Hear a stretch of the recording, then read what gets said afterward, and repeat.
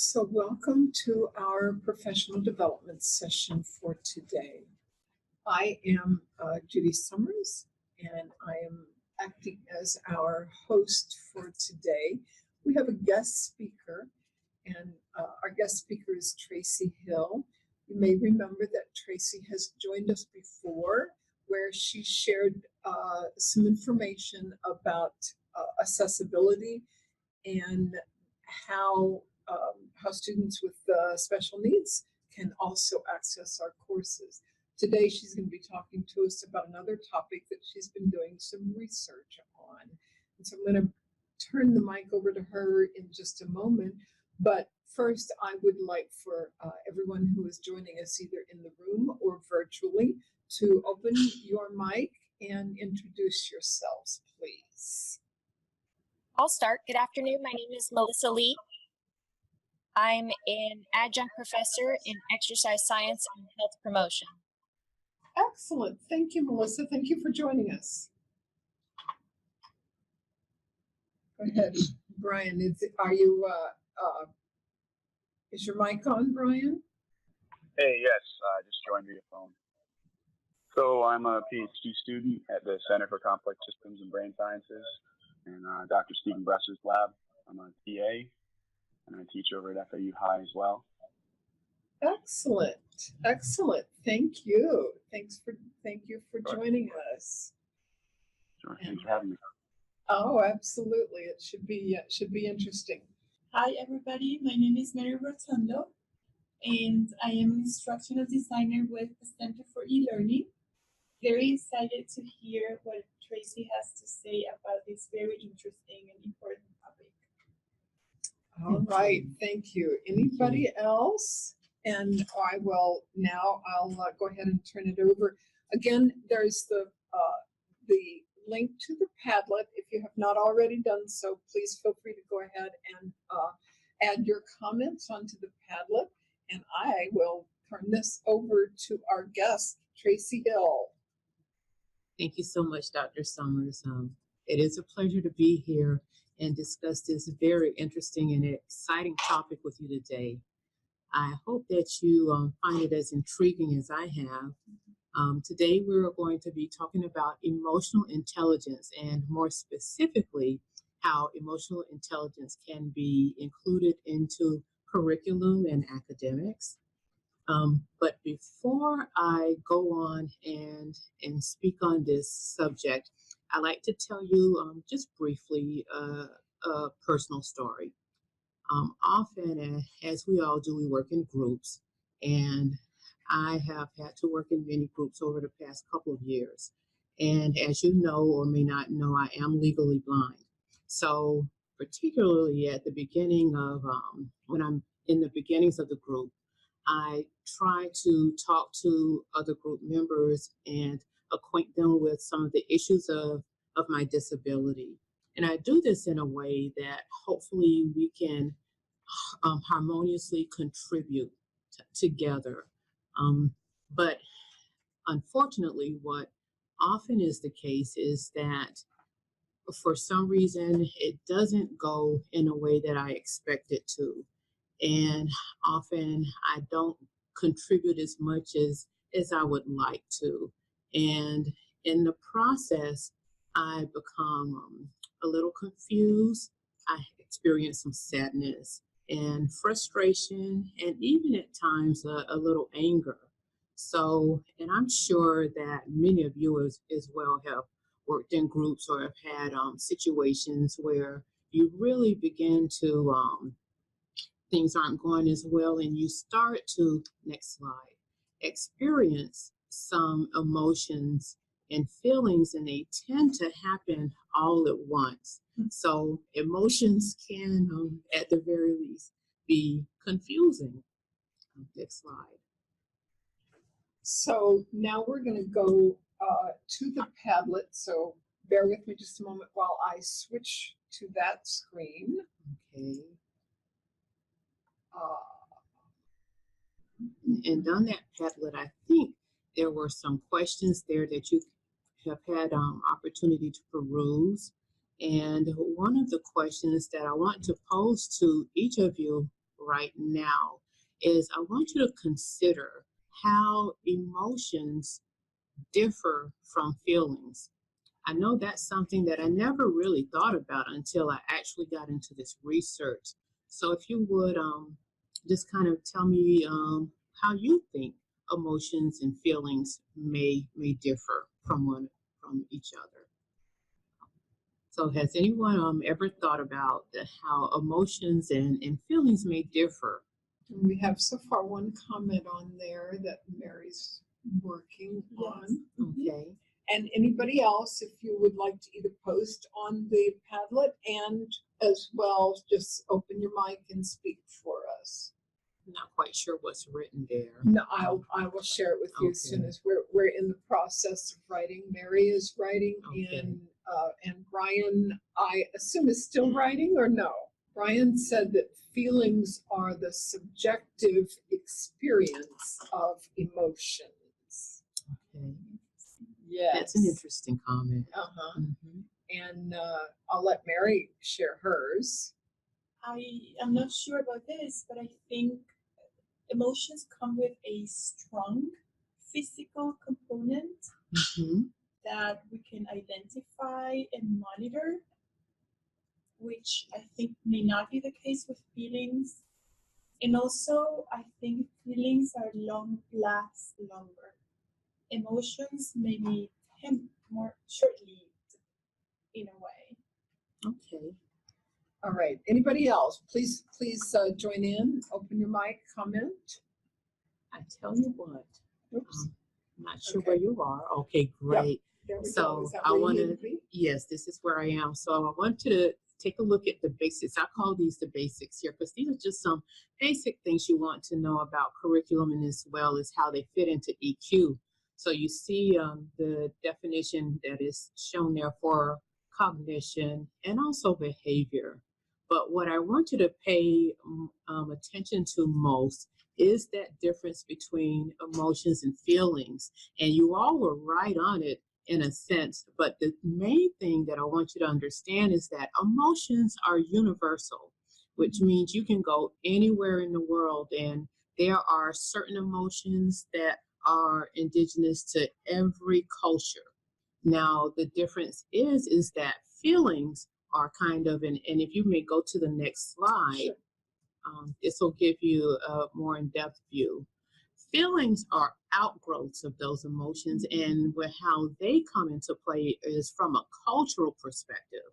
So the feelings are what spring forth from people in particular cultures, and especially in terms of different situations or circumstances surrounding a particular emotion or feeling. So emotions are universal. Feelings are more culturally and situational based. Okay. And if you can kind of look there too, you'll see how those outgrowths of the various ones there. So I'm going to move forward to the next slide here.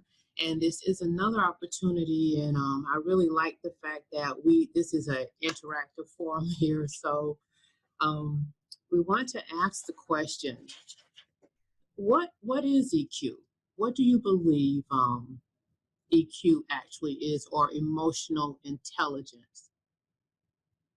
And so again, I'm going to invite you to unmute yourself and speak up and join us. Brian, you want to give us a definition of EQ?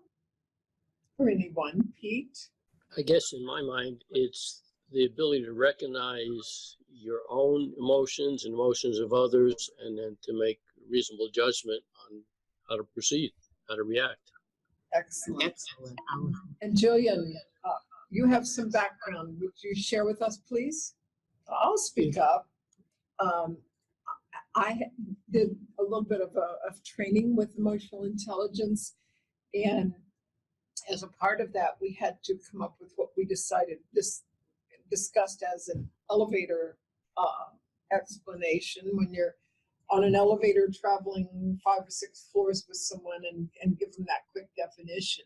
So our elevator definition was understanding and shaping how we think, feel, very condensed version. Which I love. And Brian? Brian is having difficulties speaking. Okay. okay. I'm asking him to write it and then I will say it. Okay. You know, and also as we're waiting for Brian's feedback, I think there is something that I'd like for you to pay attention to, because if you'll notice, we're talking about emotional intelligence. However, the abbreviation is EQ. And I wonder if anyone has picked up on that, because really when you think about EQ, it's an emotional quotient, just as IQ is an intelligence quotient. So that's why typically emotional intelligence is referred to as EQ. Yeah. Yeah. Maybe another Q. Makes sense, doesn't it? Mhm. Yeah. Okay, Brian says that the responses have been great, so he doesn't have anything. Okay. All right. Thank you. Julian is having also difficulties. So she says, I think that that's a great analogy and I agree. I think it encompasses using the tools we develop as we mature as individuals to consolidate the process of feelings. Okay, Wonderful. excellent. Yeah, good perspective. I knew we'd get some solid background from this group. This is a great group here. Yes, it is. And if we may go on now to the next slide, you'll see that EQ is really just the ability to utilize and consider emotions and thoughts interactively in a constructive manner. And I really like what the 6 Seconds website says about it. And that's also a great research source if you have any interest in EQ as you from exposure to this. But the 6 Seconds website refers to it as being smarter with feelings. And I love that. Mhm. Being smarter with our feelings. I think that's a great way to look at that. So now as we move forward again, you know, involved in emotional intelligence, we have a couple different factors that come into play. And one of the first ones is neuroscience.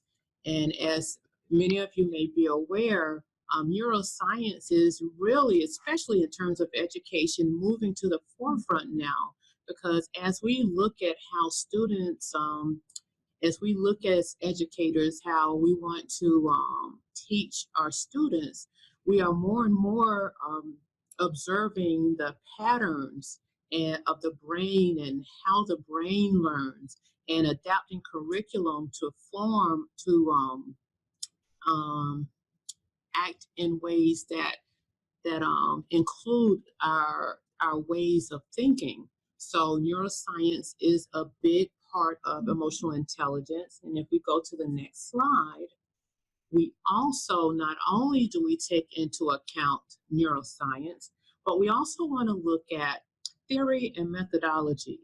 Now, another theory that is really fastly moving to the forefront of education, I have been noticing, is constructivism. Constructivism originated in psychology, but it's used more and more in education now. And what it really is taking personal experiences of individuals and finding a way to develop and gain knowledge based on those personal experiences. And also, we want to look at brain-based learning. Now, one thing I had not mentioned previously, but Eric Goldman is like a forerunner in EQ, or emotional intelligence research. And brain-based learning is actually, we have Eric Jensen. He is also a forerunner with brain-based learning. And again, what brain-based learning does is it takes that neuroscience in terms of how the brain learns. But now what we are doing is applying it to different individuals and figuring out, okay, or basing curriculum based on an individual's age or how they mature, or how social factors as well as emotional factors. So you see, when you combine this neuroscience with the theory of constructivism and then of course brain-based learning, it's an excellent mix for forming emotional intelligence. And before I move us on into the next one, I'm going to invite, make sure that everyone who is joining us virtually or in here to know that please feel free to either ask a question for Marcella or make a comment or address something that we're discussing, because we truly want this to be interactive. Yes, we do. Okay, EQ principles. Okay, yes, and now we're going to talk a little bit about EQ principles, and we're going to get in depth with that because, of course, it's the nuts and bolts of it. So if you look here, you see emotional awareness, harnessing emotions, managing emotions, empathy, and handling relationships. This is really the framework of how we utilize emotional intelligence. And these are the 5 principles on which we begin everything. So now, and before I get into Bloom's taxonomy, I want to pose another question to everyone here. I want you to think about, from what we have discussed so far about emotional intelligence, and I want to ask you, do you think that possibly it does indeed have a place in academics? That is a question that I want to pose to you, and I want you to really think about this. And you don't necessarily have to respond at the moment. I want to take you through a few more elements of EQ, and then towards the end, we can really discuss that question in some depth. Right now, you may notice as educators, we like to have a scientific premise on which to base all of our curriculums. So we use Bloom's taxonomy, and I wanted to just show this hierarchy here.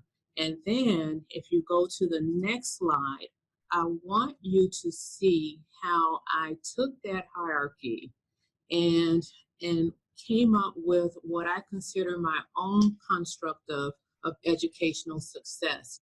Now, these are some of the factors that I have seen through my research, things that I believe that as educators, if we have students who already have some understanding of some of the things shown on this hierarchy, or if there is a way to even implement some of these things in curriculum, I think it's a good start for success. And I want to have at this point, because shall I read them for you? Yes. Okay. And so as we see that Tracy's construct, as it relates to the levels of Bloom's taxonomy under knowledge, is what we all know is the baseline for Bloom's taxonomy, basic recognition of personal experiences in order to enhance or increase knowledge. And then as we move up into the next one, sustained or increased motivation. And then under application, the ability of using the learning styles or patterns. Under analysis is where we start thinking about the core subject matter, and then we move into synthesis or creating a network of supports, and then the evaluation, learning beyond the classroom. Yes, yes, and I wanted to say something also about that network of support, because I really think it's so important. Because often, you know, when we have our students come into the classroom, they're bringing so many different experiences and just different things with them.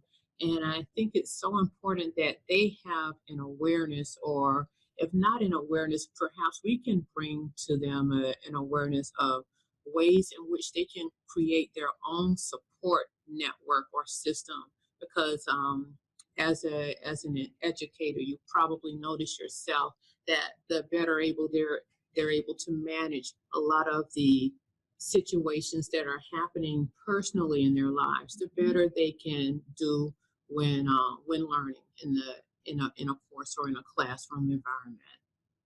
So I just wanted to point that out before we go to the next one.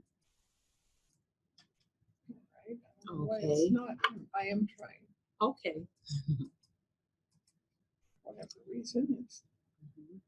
It's going to be up in just a moment. There we go. Okay, but what we have now are some EQ strategies. And what I'm doing actually is, even though I want to really point out that the strategies and the techniques that I have implemented here have really been set for an adult learning environment for students who are doing general education or having a need for basic education, but really these concepts can be implemented into any curriculum at any level, any type of environment. And in terms of the strategies used here, as educators, of course, we want to affect our students cognitively. That's the whole aim of education, but we are understanding more and more that in academics, not only do we want to affect our students on a cognitive level, but we want to affect them emotionally. And then we want them to take what they have learned and understand emotionally and be able to utilize it. So we want to affect them behaviorally as well. And here again, as I mentioned before, this is primarily, as I wrote this up, because I'm most interested in adult education. But again, this is for everyone. And if you notice here, it says a social science curriculum. This is the term that Daniel Goldman has given to a curriculum designs utilizing emotional intelligence. And these social science curriculums, again, can be used as a standalone curriculum or be integrated into existing curricula.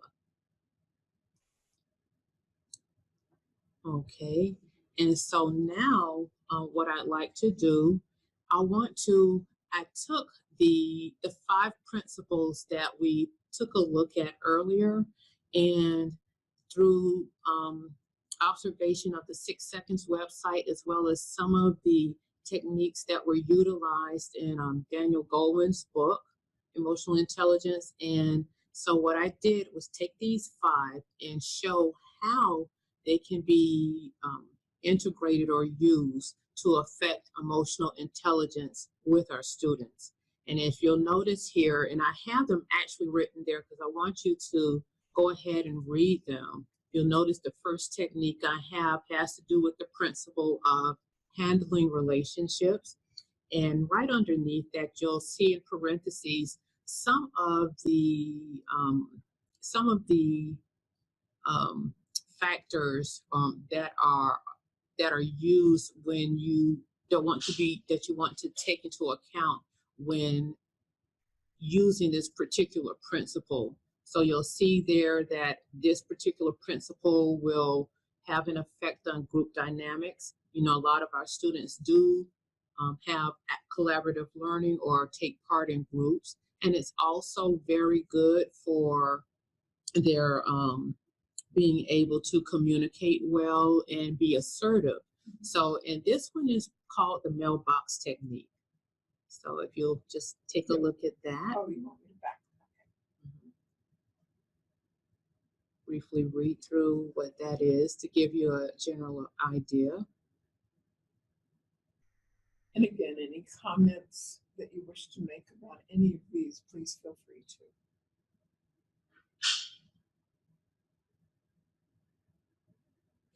I think this is very cool because they may be all experiencing the same issue, but they don't have an outlet Yes. in there to express their concern. And I think this is a great idea, not only to make them more assertive about what they're feeling, but integrating it into the whole dynamic of the class. I think it's wonderful.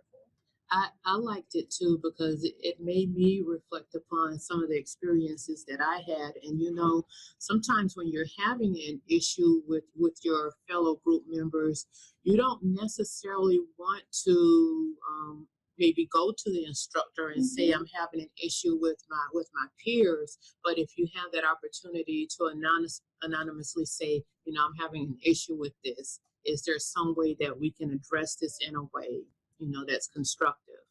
Okay, and Marcella has a comment from someone. Yes. Pete says, I've done this, just need to be able to set it as a set anonymous posting.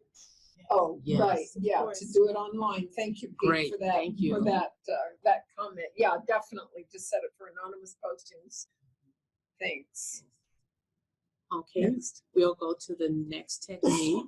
This is the principle of harnessing emotions. And as you can see here, this touches upon conflict resolution as well as managing feelings or management of feelings. And I like this one. You see it's called red light, green light. And as you can see there, I'll give you a few moments to read through this one as well. But what it really is just, you know, having a student take note, you know, when you're in the thrust of a conflict and knowing that there are some things you can do. You can stop and try to identify, you know, what the issue actually is, you know, before you move on. And that way, once you kind of identify it, you have an opportunity now to come up with some ways to navigate through this particular issue. And then, of course, be able to resolve it in hopefully a constructive manner. And again, this is something that students can use individually or, again, you know, in group dynamics. Next. Next is principle 3, and this one is managing emotions. And as you can see there in parentheses again, these are the ones that are touched upon with this problem solving, personal responsibility, I think, or personal decision making. And you'll notice there that you have identification of a perceived problem or issue. Then you have identification of perhaps some solutions to whatever that problem or issue could be. And then really after that, it's really just having the student be aware, okay, say, you know, be aware of whether or not the perceived problem is a real problem. And if so, coming up with realistic solutions to that issue. And as you may see there, of course, you know, person may say, you know, I don't like my job, I want to do something else. And but when he says I want to do something else, the student does need to realistically understand what it is he or she actually wants to do. So, okay. And we'll move to principle 4, which is emotional awareness. And again, this has to do with self-awareness and personal responsibility. And in this case, again, I think this is where you can really get into those differences between emotions and feelings and help the student get in touch with whatever emotion or feeling is being experienced at the time. And as you can see on this particular slide, we just take the emotion of fear. And, you know, sometimes in this case, especially with some of the students that I have worked with, there may be a fear of going to college for whatever reason. Well, this gives them opportunities to whatever it may be to take a closer look and identify some of those things and gain access to those emotions. And then the final one is technique 5, and this one is empathy. And in this one, I utilize a mirror exercise, and I think this is really excellent because it is an opportunity for them to not only effectively communicate with one another, but also to identify some of the issues or beliefs or things that are going on with the person, you know, individually. And so this is a mirror technique. I think it can be used in many instances. In this one, there's an example of racism, and I think you can do a lot with it, especially with social studies subjects. Yes, definitely.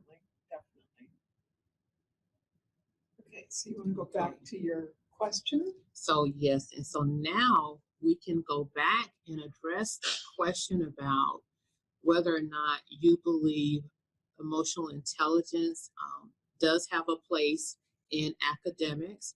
And this is a time also to address that and any other issues or concerns or any experiences that you have had in using these. Comment? Really long. Okay, that's cool.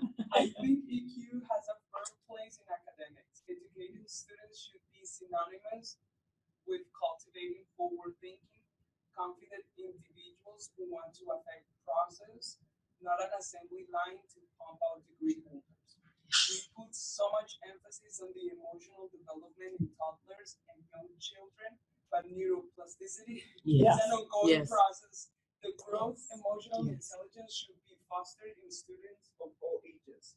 Excellent. Thank you. And Thank that comes you. from the studies, someone who studies neuroscience. Yes. From Judy. Yeah. Other comments? Okay, so what we have on the screen are some of the references.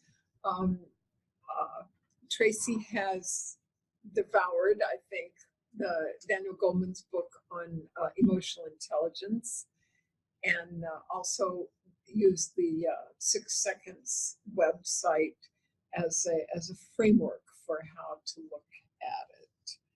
And I wanted to say something. I feel that we always talk about making the learning experience relatable. Yes. I feel that emotions will give us that opportunity. Mm-hmm. So there's nothing more personal than obviously your experiences, but if we can put an emotion into that experience, if we can bring that component, I think it will be memorable and it will stay and really affect a change in our students. When we went to the OLC conference, I attended a session on how the body can be used to teach online. Yes. So the question was, how can you actually incorporate bodily reactions as you teach online? So very interesting, and I think these two things are actually very useful tools when we want to incorporate emotional intelligence into our teaching practice. I think those are great points that you made, and I wish I were there to see what you at that conference to see how that would be in the classroom. But you know, I also as I think about this, and I've said this in some other presentations I have done, but you know, if we really think back to our own educational experiences, we I bet you, like I have, found that you learned most from a teacher who was engaging, who actually sought to know you, understand you, get to know you on a personal level and therefore emotional level. And I want to leave you again with one of my favorite quotes, and I'm paraphrasing it. It's not completely what she said, but it's capturing the essence of it.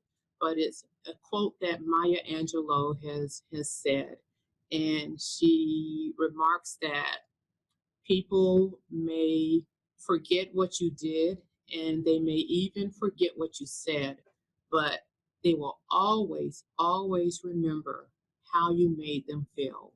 And as educators, I think if we can just remember that in our dissemination of knowledge, I think we will reach our students on a behavioral level and beyond, and perhaps even affect that lifelong learning that we so enjoy. And yeah, we have a comment from someone. Yes. Maria Hersey says, then Goldman's book Flourish is an excellent resource as well. Oh, Good connections to theory and practice. thank Thank you. you. He also has one on social intelligence too, which I have started but have not finished. What was the name of it? Flourish? Flourish. I was hoping you were taking it down for me. Absolutely. Absolutely. Thank you, Maria. Dr. Thank you. That's a great help. Any other comments? Anything else that anyone else wants to add to the conversation? This is my pleasure. Great conversation. Thank you, and we appreciate you joining us. And where are you? Where, Maria? What do you teach? Or what department or college? While we're waiting on that, I will give you our previews of coming attractions. Next week, we'll be talking about the use, the increased usage of badging as a motivational tool, and then the following week, teacher presence, and how to bring ourselves. Again, it ties in very definitely with what we're doing today. What it is we do to make sure that our students know that we are indeed an active, engaged presence in their courses. So thank you. Maria is. She says, I am an adjunct in the Department of Curriculum, Culture, and Inquiry in the College of Education. Okay, great. Thank you, Maria. Thank you. And we appreciate you joining in as we do with everyone. So thank you thank you, Tracy, for stepping out and sharing this information with us. We appreciate your help. And thanks to all of you for joining in today. We look forward to seeing you in our next sessions. Thank you.